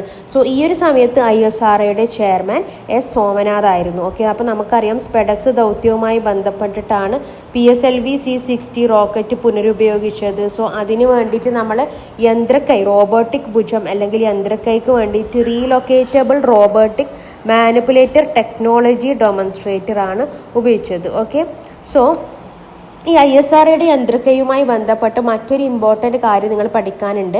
ഇത് വികസിപ്പിച്ചെടുത്തത് തിരുവനന്തപുരത്ത് വെച്ചിട്ടാണ്. ഓക്കെ, തിരുവനന്തപുരത്തെ ISUവിൽ വെച്ചിട്ടാണ് ഈ ഒരു റോബോട്ടിക് ആം വികസിപ്പിച്ചെടുത്തത്. അപ്പോൾ നമ്മളെ കേരളത്തിൽ വെച്ചിട്ട് തന്നെ വികസിപ്പിച്ചെടുത്തത് കൊണ്ട് okay Indian institute of space technology തിരുവനന്തപുരത്ത് വെച്ചിട്ടാണ് വികസിപ്പിച്ചെടുത്തത്. IISU തിരുവനന്തപുരം എന്ന് വെച്ച് കഴിഞ്ഞാൽ അതിൻ്റെ full form ISRO initial system unit ആണ്. Okay, ISRO initial system unit തിരുവനന്തപുരത്ത് വെച്ചിട്ടാണ് റോബോട്ടിക് ആം വികസിപ്പിച്ചെടുത്തത്. ഇതിന് വേണ്ടിയിട്ട് വികസിപ്പിച്ചെടുത്തത്. അപ്പോൾ പോയം 4 ദൗത്യത്തിൽ എന്തൊക്കെ ഉണ്ടായിരുന്നു? പയർവിത്ത് മുളപ്പിച്ചതും റോബോട്ടിക് ആമിൻ്റെ കാര്യമൊക്കെ പോയം 4 ദൗത്യവുമായി ബന്ധപ്പെട്ട് പഠിക്കാനുള്ളതാണ്. പോയം 4 ദൗത്യം ഒന്നുമല്ല, ഈ റീയൂസബിൾ നമ്മൾ ഈ റോക്കറ്റ് പുനരുപയോഗിക്കാവുന്ന ടെക്നോളജിയാണ് പോയം 4 എന്ന് പറയുന്നത്. Okay, PSLV orbital experiment module എന്നാണ് പോയം 4ൻ്റെ പ്രത്യേകത. അതേപോലെ നമ്മൾ ISROയുടെ 2023 ദൗത്യങ്ങൾ എടുത്തു നോക്കുകയാണെങ്കിൽ ആദിത്യ L1 നമ്മൾ ISROയുമായി ബന്ധപ്പെട്ട് ആദിത്യ L1 അതിൻ്റെ പെലോഡ്സ് ഇതിൻ്റെ ഒക്കെ ക്ലാസ് നമ്മൾ ഓൾറെഡി ചെയ്തതാണ്. അതുപോലെ തന്നെ ഇത് മിക്ക എക്സാമിനും PSC ചോദിച്ചതാണ്, പല രീതിയിലും ചോദിച്ചിട്ടുണ്ട്. പിന്നെ ചന്ദ്രയാൻ 3ഉം PSC പല രീതിയിലും ചോദിച്ചിട്ടുണ്ട്. ചന്ദ്രയാൻ 3മായി ബന്ധപ്പെട്ട് അതിൻ്റെ വാഹനം, അതിൻ്റെ പെലോഡ്സ്, അതുപോലെ തന്നെ റോവർ, ലാൻഡർ, ഇങ്ങനെയുള്ള കാര്യങ്ങളും ഇത് സോഫ്റ്റ് ലാൻഡ് ചെയ്തതും വിക്ഷേപിച്ചതും ചന്ദ്രനിൽ ഇറങ്ങിയതും അങ്ങനെയുള്ള കുറേ കാര്യങ്ങൾ PSC ഓൾറെഡി ചോദിച്ചതാണ്. ആ കാര്യങ്ങൾക്ക് നമുക്ക് വിശദീകരിച്ച് പോകുന്നില്ല. ഓൾറെഡി ഇതൊക്കെ മുൻപേ നമ്മൾ ചാനലിൽ ഡിസ്കസ് ചെയ്ത കാര്യമാണ്. ആദിത്യ L1 യൂട്യൂബിലും ചെയ്തിട്ടുണ്ട്. സോ 2023 ദൗത്യങ്ങൾ നമ്മൾ ഇലാബറേറ്റ് ആയിട്ട് ഇപ്പോൾ പറയുന്നില്ല. അപ്പോൾ നിങ്ങൾ 2023 ദൗത്യങ്ങൾ ആദിത്യ L1ഉം ചന്ദ്രയാൻ 3ഉം നോക്കണം. PSC വീണ്ടും അത് ചോദിക്കാൻ ചാൻസ് ഉണ്ട്. ഓൾറെഡി അതിൽ നിന്ന് ഒരുപാട് ക്വസ്റ്റ്യൻ PSC ചോദിച്ചതാണ്, എന്നാലും വീണ്ടും ചോദിക്കാൻ ചാൻസ് ഉണ്ട്. ഓക്കെ, ഇനി നമുക്ക് മറ്റു പ്രധാനപ്പെട്ട കാര്യങ്ങളിലേക്ക് നോക്കാം. നമുക്കറിയാം ഗഗൻയാൻ പദ്ധതി, ISROയുടെ ഗഗൻയാൻ പദ്ധതി വരാൻ പോകുന്നുണ്ട്. മനുഷ്യരെ ബഹിരാകാശത്ത് എത്തിക്കാൻ വേണ്ടിയിട്ടുള്ള പദ്ധതിയാണ് ഗഗൻയാൻ പദ്ധതി. ഓക്കെ, അപ്പോൾ ഈ ഗഗൻയാൻ്റെ ഭാഗമായിട്ട് ബഹിരാകാശ സഞ്ചാരികളുടെ പേര് പ്രധാനമന്ത്രി അനൗൺസ് ചെയ്തിട്ടുണ്ടായിരുന്നു. സോ ഇതിൽ പങ്കെടുക്കുന്ന ഗ്രൂപ്പ് ക്യാപ്റ്റൻ പ്രശാന്ത് ബാലകൃഷ്ണനാണ്. പാലക്കാടുകാരനായിട്ടുള്ള പ്രശാന്ത് ബാലകൃഷ്ണൻ നായരാണ് സിനിമ നടിയായിട്ടുള്ള ലെനയുടെ ഭർത്താവാണ് പ്രശാന്ത് ബാലകൃഷ്ണൻ നായർ. ഓക്കെ, അപ്പോൾ പ്രശാന്ത് ബാലകൃഷ്ണൻ നായർ ആയിരിക്കും ഗ്രൂപ്പ് ക്യാപ്റ്റൻ. അതുപോലെ തന്നെ അജിത് കൃഷ്ണൻ, അങ്കദ് പ്രതാപ്, വിംഗ് കമാൻഡർ ശുഭാൻഷു ശുക്ല ഇവരായിരിക്കും ഈ 4 പേര് ഇവരായിരിക്കും എന്നുള്ള കാര്യം പ്രധാനമന്ത്രി അനൗൺസ് ചെയ്തിട്ടുണ്ടായിരുന്നു. ഓക്കെ, അപ്പോൾ ഗഗൻയാൻ പദ്ധതിയുടെ ഭാഗമായിട്ട് പങ്കെടുക്കുന്ന 4 പേരാണ് പ്രശാന്ത് ബാലകൃഷ്ണൻ, അജിത് കൃഷ്ണൻ, അതുപോലെ തന്നെ Angad Pratap, wing commander Shubhanshu Shukla. So ഇതിൽപ്പെട്ട മലയാളി പ്രശാന്ത് ബാലകൃഷ്ണൻ നായർ. സോ ഈ ഗഗൻയാൻ പദ്ധതിക്ക് നേതൃത്വം നൽകുന്നത് ഡോക്ടർ എസ് ഉണ്ണികൃഷ്ണൻ നായരാണ്. ഓക്കെ, ഡോക്ടർ എസ് ഉണ്ണികൃഷ്ണൻ നായരാണ് ഗഗൻയാൻ പദ്ധതിക്ക് നേതൃത്വം നൽകുന്നത്. സോ ഗഗൻയാൻ പദ്ധതിയുമായി ബന്ധപ്പെട്ട് ഈ ഒരു പ്ലാൻ ഉള്ളത് കൊണ്ട് തന്നെ ഗഗൻയാൻ പദ്ധതിയുടെ കാര്യങ്ങൾ PSC ചോദിക്കാറുണ്ട്. നമ്മൾ ഈ ഗഗൻയാൻ പദ്ധതിയുടെ ഭാഗമായി ബഹിരാകാശത്തേക്ക് അയക്കുന്ന റോബോട്ടിന്റെ പേരാണ് വ്യോമമിത്ര. ഓക്കെ, വ്യോമമിത്ര എന്നുള്ള റോബോട്ടാണ്. ഇത് രൂപകൽപ്പന ചെയ്തത് VSCC തിരുവനന്തപുരത്താണ്. ഓക്കെ, തിരുവനന്തപുരത്ത് വെച്ചിട്ടാണ് രൂപകൽപ്പന ചെയ്തത് വ്യോമമിത്ര. അതുപോലെ തന്നെ ഗഗൻയാൻ പദ്ധതി പ്രഖ്യാപിച്ചത് 2018 ഓക്കെ, 2018 ഗഗൻയാൻ പദ്ധതി പ്രഖ്യാപിച്ചെന്നുള്ള കാര്യം കൂടി ഓർത്തു വെക്കുക. സോ ഗഗൻയാൻ പദ്ധതിയുടെ ഭാഗമായി ബഹിരാകാശത്തേക്ക് അയക്കുന്നത് വ്യോമമിത്ര എന്നുള്ള റോബോട്ടാണ്. ഇത് രൂപകൽപ്പന ചെയ്തത് VSSC തിരുവനന്തപുരമാണ്. സോ ഈ ഗഗൻയാൻ പദ്ധതിക്ക് നേതൃത്വം നൽകുന്നത് ആരാണെന്ന് ചോദിച്ചു കഴിഞ്ഞാൽ ഡോക്ടർ എസ് ഉണ്ണികൃഷ്ണൻ നായരാണ്. ഓക്കെ, സോ നമ്മൾ മലയാളിയായിട്ടുള്ള ഗ്രൂപ്പ് ക്യാപ്റ്റൻ പ്രശാന്ത് ബാലകൃഷ്ണന്റെ കാര്യം പറഞ്ഞിട്ടുണ്ടായിരുന്നു. ഗഗൻയാൻ പദ്ധതിയുമായിട്ടുള്ള കാര്യങ്ങൾ ന്യൂസിൽ ഇടയ്ക്കിടെ അപ്ഡേറ്റ് ആയിട്ട് വരാറുണ്ട്, അതൊക്കെ ശ്രദ്ധിക്കുക. പിന്നെ അതുപോലെ തന്നെ നമ്മൾ ഓർക്കേണ്ട മറ്റൊരു കാര്യമാണ് ഗോപീചന്ദ് തോട്ടക്കുറ. ഓക്കെ, ആന്ധ്ര സ്വദേശിയായിട്ടുള്ള ഗോപീചന്ദ് തോട്ടക്കുറയുടെ പ്രത്യേകത എന്താ? നമ്മൾ ഈ ബ്ലൂ ഒറിജിൻ എന്നുള്ള ദൗത്യമുണ്ട്. ബ്ലൂ ഒറിജിൻ്റെ ദൗത്യത്തിൽ പങ്കാളിയാവാൻ ഒരുങ്ങുന്ന Indian പ്രവാസിയാണ് Gopichand Thotakura. Okay, so നമ്മൾ ഗോപീചന്ദ് തോട്ടക്കുറയെക്കുറിച്ച് പറയുകയാണെങ്കിൽ ആദ്യത്തെ ബഹിരാകാശത്തെ വിനോദസഞ്ചാരി ആകാൻ ഒരുങ്ങുന്ന ഇന്ത്യക്കാരൻ ആരാണെന്ന് ചോദിച്ചാൽ ആദ്യ ബഹിരാകാശ വിനോദസഞ്ചാരി ആകാൻ ഒരുങ്ങുന്ന ഇന്ത്യക്കാരനാണ് ഗോപീചന്ദ് തോട്ടക്കുറ. ഓക്കെ, ആദ്യ ബഹിരാകാശ വിനോദസഞ്ചാരി ആകാൻ ഒരുങ്ങുന്ന ഇന്ത്യക്കാരനാണ്. ബ്ലൂ ഒറിജിൻ്റെ ദൗത്യത്തിലാണ് പങ്കാളിയാവാൻ പോകുന്നത്. ഓക്കെ, ബ്ലൂ ഒറിജിൻ്റെ ദൗത്യത്തിലാണ് ഗോപീചന്ദ് തോട്ടക്കുറ പങ്കാളിയാവാൻ പോകുന്നത്. അതുപോലെ തന്നെ നമുക്ക് ഈ ബ്ലൂ ഒറിജിനെ കുറിച്ച് പറയുകയാണെങ്കിൽ നിങ്ങൾക്കറിയാം ആമസോണിൻ്റെ CEO ആയിട്ടുള്ള ജെഫ് ബെസോസ് ആണ് ബ്ലൂ ഒറിജിൻ്റെ ഫൗണ്ടർ. ഓക്കെ, ജെഫ് ബെസോസ് ആണ്. സോ ഇവരുടെ ബഹിരാകാശ ദൗത്യത്തിൽ പങ്കാളിയാവാൻ ഒരുങ്ങുന്ന ഇന്ത്യക്കാരൻ ആന്ധ്ര സ്വദേശിയായിട്ടുള്ള ഗോപീചന്ദ് തോട്ടക്കുറയാണ്. ഇന്ത്യയിലെ ആദ്യത്തെ ബഹിരാകാശ സഞ്ചാരിയാകാൻ ഒരുങ്ങുന്നത് ആരാണെന്ന് ചോദിച്ചു കഴിഞ്ഞാൽ അതാണ് ഗോപീചന്ദ് തോട്ടക്കുറ. ഓക്കെ, അതേപോലെ തന്നെ നമ്മൾ നേരത്തെ ശുഭാൻഷു ശുക്ലയുടെ കാര്യം ഗഗൻയാൻ ദൗത്യവുമായി പറഞ്ഞിരുന്നു. സോ നമ്മൾ ആക്സിയം മിഷൻ്റെ കാര്യം പറയുകയാണെങ്കിൽ അതിൻ്റെ പൈലറ്റായിട്ട് നിയമിതനാവുന്നത് ശുഭാൻഷു ശുക്ലയാണ്. ഓക്കെ, ആക്സിയം 4 മിഷൻ ഉണ്ട്. ഓക്കെ, സ്പേസ് എക്സിൻ്റെ ആണ് ആക്സിയം മിഷൻ എന്ന് പറയുന്നത്. സ്പേസ് എക്സിൻ്റെ ആണ്, എലോൺ മസ്കിൻ്റെ സ്പേസ് എക്സിൻ്റെ മിഷനാണ് ആക്സിയം മിഷൻ. ഇതിൽ യാത്ര ചെയ്യാൻ ഒരുങ്ങുന്ന ഇന്ത്യക്കാരനാണ് ശുഭാൻഷു ശുക്ല. ഓക്കെ, നമ്മൾ നേരത്തെ ഗഗൻയാൻ പദ്ധതിയുടെ ഭാഗമായിട്ടുള്ള വിംഗ് കമാൻഡർ ആണ് ശുഭാൻഷു ശുക്ല. അതേപോലെ തന്നെ ഓക്സിജൻ ശ്വസിച്ച് പറക്കുന്ന റോക്കറ്റ് ISRO വിജയകരമായി പരീക്ഷിച്ചിരുന്നു. അപ്പോൾ ഇതിൻ്റെ ഈ റോക്കറ്റിൻ്റെ പേരാണ് സ്ക്രാംജെറ്റ് റോക്കറ്റ്. ഓക്കെ, സ്ക്രാംജെറ്റ് റോക്കറ്റാണ്. ശബ്ദത്തേക്കാൾ 6 വേഗതയിലാണ് ഈ ഒരു റോക്കറ്റിൻ്റെ വേഗത എന്ന് പറയുന്നത്. സോ നമ്മൾ ആ ടെക്നോളജിക്ക് ARV technology, advance technological vehicle എന്ന് പറയും. ഓക്കെ, അഡ്വാൻസ് ടെക്നോളജിക്കൽ വെഹിക്കിൾ അല്ലെങ്കിൽ ARV റോക്കറ്റ് എന്ന് പറയും. ഓക്സിജൻ ശ്വസിച്ച് പറക്കുന്ന റോക്കറ്റ്. അങ്ങനെ വെച്ച് കഴിഞ്ഞാൽ എന്താ, നമ്മൾ അന്തരീക്ഷത്തിലുള്ള ഓക്സിജനാണ് ഇത് ഇന്ധനമായിട്ട് യൂസ് ചെയ്യുക. നമ്മൾ സാധാരണമായിട്ടും റോക്കറ്റിൽ ദ്രവ ഇന്ധനവും അതുപോലെ തന്നെ ഗ്യാസൊക്കെ മിക്സ് ആയിട്ടാണ് യൂസ് ചെയ്യുക. പക്ഷേ ഇത് നമ്മൾ അന്തരീക്ഷത്തിലുള്ള ഓക്സിജൻ വെച്ചിട്ടായിരിക്കും പറക്കുക. അതുകൊണ്ട് തന്നെ ഇതിൻ്റെ വേഗത വളരെ ഇരട്ടിയായിരിക്കും. സോ ശ്വസിച്ച് പറക്കാവുന്ന റോക്കറ്റ് വികസിപ്പിച്ചെടുത്ത 4ാമത്തെ രാജ്യമാണ് ഇന്ത്യ. ഓക്കെ, സോ ഈ എയർ ബ്രീത്തിങ് എൻജിൻ അറിയപ്പെടുന്ന പേരാണ് സ്ക്രാംജെറ്റ് എൻജിൻ. ഓക്കെ, അപ്പോൾ ഓക്സിജൻ ശ്വസിക്കുന്ന ആദ്യത്തെ റോക്കറ്റ് ഇന്ത്യ വികസിപ്പിച്ചിട്ടുണ്ടായിരുന്നു. അതോടുകൂടി ഈ ഒരു ശ്വസിച്ച് പറക്കാവുന്ന റോക്കറ്റ് വികസിപ്പിച്ചെടുത്ത 4ാമത്തെ രാജ്യമായിട്ട് ഇന്ത്യ മാറി. നമ്മുടെ വിക്രം സാരാഭായ് സ്പേസ് സെൻറ്ററും അതുപോലെ തന്നെ ISROയും കൂടി വികസിപ്പിച്ചെടുത്തൊരു ആപ്പ് ഉണ്ട്. ആ ആപ്പിൻ്റെ പേരാണ് Sakhi app. Okay, SAKHI Sakhi app. Space born assistant knowledge hub for crew interaction. Space born assistant knowledge hub for crew interaction എന്നാണ് സെഗി ആപ്പിൻ്റെ full form. Vikram Sarabhai space സെൻറ്ററും ISROയും കൂടി വികസിപ്പിച്ചെടുത്ത വിവിധോദ്ദേശ ആപ്പാണ് സെഗി ആപ്പ്. സോ ആ ആപ്പ് കൂടി ഓർത്ത് വെക്കുക. സോ ഇത് നമ്മൾ ബഹിരാകാശ ദൗത്യവുമായി ബന്ധപ്പെട്ട് ജീവനക്കാരുടെ ജോലികൾ, ആരോഗ്യ നിരീക്ഷണം, ആശയവിനിമയം ഇതൊക്കെ പരിശീലിപ്പിക്കാൻ വേണ്ടിയിട്ടാണ് ഈ ഒരു സെഗി ആപ്പ്. പിന്നെ അതുപോലെ തന്നെ ഈ ഡിസംബറിൽ ഇന്ത്യ വിക്ഷേപിക്കാൻ ഒരുങ്ങുന്നുണ്ട് രാസ ഇന്ധനത്തിന് പകരമായി വൈദ്യുതി ഉപയോഗിക്കുന്ന ഒരു ഇലക്ട്രിക് പ്രൊപ്പൽഷൻ ഉപഗ്രഹം, അല്ലെങ്കിൽ ഒരു സാറ്റലൈറ്റ്. രാസ ഇന്ധനമാണ് നമ്മൾ യൂസ് ചെയ്യുന്നത്, കെമിക്കലാണ് ഇന്ധനമായിട്ട് യൂസ് ചെയ്യുന്നത്. അതിന് പകരം വൈദ്യുതി ഉപയോഗിക്കുന്ന സാറ്റലൈറ്റ് ഇന്ത്യ ഡിസംബറിൽ വിക്ഷേപിക്കാൻ വേണ്ടിയിട്ട് ഒരുങ്ങുന്നുണ്ട്. അതേപോലെ തന്നെ നമ്മുടെ വിക്രം സാരാഭായ് സ്പേസ് സെൻറ്ററും കേരള സ്പേസ് പാർക്കും കൂടിയിട്ട് ഒരു ധാരണാപത്രം ഒപ്പുവെച്ചിട്ടുണ്ടായിരുന്നു. കേരള സ്പേസ് പാർക്കും വിക്രം സാരാഭായ് സ്പേസ് സെൻറ്ററും ആ ധാരണാപത്രം അറിയപ്പെടുന്ന പേരാണ് K space. Okay, K space. So ഇതൊക്കെ ഇതിൻ്റെ കൂടെ വരുന്ന എക്സ്ട്രാ പോയിന്റ്സ് ആണ്. നമുക്കറിയില്ല ISRO ഏത് രീതിയിലാണ് PS ചോദിക്കുക എന്ന കാര്യം നമുക്ക് പ്രെഡിക്റ്റ് ചെയ്യാനാവില്ല. അപ്പോൾ ഇങ്ങനെയുള്ള ചെറിയ ചെറിയ പോയിന്റ്സ് ഒക്കെ ഓർത്ത് വെക്കുക. അതുപോലെ തന്നെ നാസയും ISROയും കൂടി സംയുക്തമായി വികസിപ്പിച്ചെടുത്തത് നിസാർ സാറ്റലൈറ്റ് ആണ്. നാസ ISRO മിക്സ് ആയിട്ടാണ് നിസാർ സാറ്റലൈറ്റ് എന്ന് പറയപ്പെടുന്നത്. ഓക്കെ, വികസിപ്പിച്ചെടുത്ത ലോ എർത്ത് ഒബ്സർവേറ്ററി സാറ്റലൈറ്റ് ആണ് NISAR satellite. Okay, low earth observatory ആണ് നാസ ISRO സാറ്റലൈറ്റ് ആയിട്ടുള്ള നിസാർ സാറ്റലൈറ്റ്. സോ ഇതിൻ്റെ ഉപയോഗം എന്ന് വെച്ച് കഴിഞ്ഞാൽ ഭൂമിയിലുള്ള മാറ്റങ്ങൾ, ആവാസ വ്യവസ്ഥയിലെ മാറ്റങ്ങൾ, അതുപോലെ തന്നെ ജൈവ വസ്തുക്കൾ, സമുദ്രനിരപ്പ് ഉയരൽ, ഭൂകമ്പം, സുനാമികൾ, ഇപ്പോൾ അഗ്നിപർവ്വത സ്ഫോടനം ഇങ്ങനെയൊക്കെ പഠിക്കാൻ വേണ്ടിയിട്ടുള്ളതാണ് നിസാർ സാറ്റലൈറ്റ്. നമ്മൾ NASA ISRO synthetic aperture radar. Okay, NASA ISRO synthetic aperture radar ആണ് നിസാറിൻ്റെ ഫുൾ ഫോം.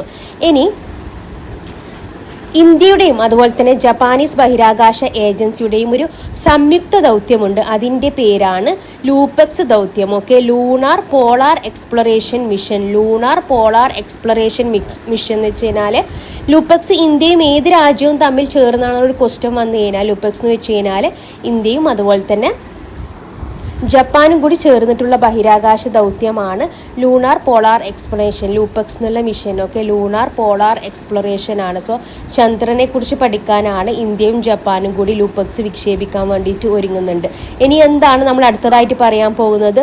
പുഷ്പക് വാഹനത്തെ കുറിച്ചിട്ടാണ്. ISROയുടെ പുഷ്പക് വാഹനം എന്ന് പറഞ്ഞു കഴിഞ്ഞാൽ ബഹിരാകാശ വിക്ഷേപണം കഴിഞ്ഞ് നമുക്ക് ആ റോക്കറ്റ് തിരികെ ഇറക്കി വീണ്ടും ഉപയോഗിക്കാവുന്ന വെഹിക്കിളാണ് റീയൂസബിൾ ലോഞ്ച് വെഹിക്കിൾ, അല്ലെങ്കിൽ RLV. ഓക്കെ, RLV നമ്മൾ പുഷ്പക് എന്ന് വെച്ച് കഴിഞ്ഞാൽ, പുഷ്പക് വിക്ഷേപ വാഹനം എന്ന് വെച്ച് കഴിഞ്ഞാൽ റീയൂസബിൾ ലോഞ്ച് വെഹിക്കിളാണ്. അതായത് നമ്മൾ ബഹിരാകാശ വിക്ഷേപണം നടത്തി അതിനെ തിരികെ ഭൂമിയിൽ ഇറക്കി പിന്നെയും ഉപയോഗിക്കാവുന്ന ഒരു സാങ്കേതിക വിദ്യയാണ് Pushpak. Okay, reusable launch vehicle അല്ലെങ്കിൽ RLV എന്ന് പറയും. സോ അതിൻ്റെ മൂന്നാമത്തെ പരീക്ഷണവും വിജയകരമായി നടത്തിയിട്ടുണ്ടായിരുന്നു. സോ ഈ പുഷ്പകിൻ്റെ പരീക്ഷണം നടക്കുന്നത് കർണാടകയിലെ ചിത്രദുർഗിൽ. ഓക്കെ, കർണാടകയിലെ ചിത്രദുർഗിലാണ്. സോ നമുക്ക് പുഷ്പക് എന്ന് വെച്ച് കഴിഞ്ഞാൽ ഒരു റീയൂസബിൾ ലോഞ്ച് വെഹിക്കിളാണ്. 2024 മെയ്യിൽ DRDO പരീക്ഷിച്ച air to surface anti radiation missile ഏതാണെന്ന് ചോദിച്ചു കഴിഞ്ഞാൽ ആ മിസൈലിൻ്റെ പേരാണ് രുദ്രം 2. ഓക്കെ, DRDO ആണ് ഇത് നമ്മളെ DRDOയുമായി ബന്ധപ്പെട്ട് വരുന്നതാണ്.